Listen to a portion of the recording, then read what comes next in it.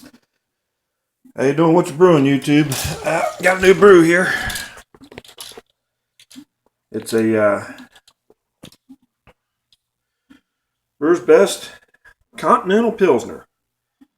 It's supposed to be a lager beer, but could be done as an ale.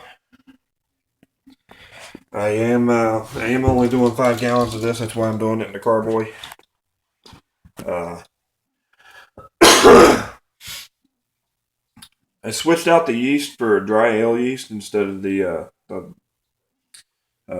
Safe Lager 23 lagering yeast that it comes with. Um, but the lagering yeast, apparently, according to the instructions and whatnot, it can be done as an ale. I just chose to try the ale yeast instead of the lager yeast, and that's the results in the airlock. That's a glass airlock right there. That's a pretty cool one. I like it. But that airlock's been going nuts, and it started doing that after, just before 12 hours. The 12-hour mark. Usually like after 12 hours it starts wanting to go. It was doing it before the 12-hour mark. I don't know if you can see it too well. If you look at that fermenter, I don't really think you guys can see it. Oh, there you go. There you go. Something. She's just absolutely going nuts. But like I said, I only did 5 gallons of this because I want to try this beer like this and see how it tastes first before I do a 10-gallon batch. And you can see she's in high krausen stage right now. She's getting higher and higher. I don't suspect she'll blow the damn airlock out, but hey. When you see it doing that, and the yeast cake at the bottom, she's absolutely going nuts. This beer, when I was brewing it, it boiled over on me once because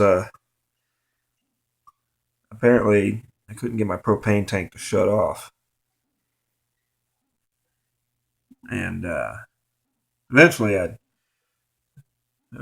got it under control, but it did not want to hot break at all. Didn't want to do it. And I was actually getting a little concerned about that. But then I saw, when I took the hydrometer reading, it was at a 1.048. And normally that would be at a 1.044. Yeah. And I think the reason why it was at a 1.048 is I went ahead and took and added a priming sugar to this batch as well. Because I'm going to keg this beer. I'm not going to bottle it or nothing. I'm going to keg it. So I just added the priming sugar to the batch, and when I took the hydrometer reading, I guess it probably bumped up the ABV level a hair more than normal. Because when you're bottling your beers and you brew that particular beer that you're going to bottle, you don't add the priming sugar until you bottle it. So when you take your first initial gravity reading uh, in the fermenter, your beer's not.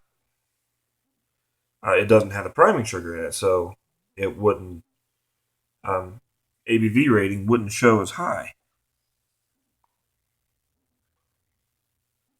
So it would probably show like a 1.043 or 44 or something like that.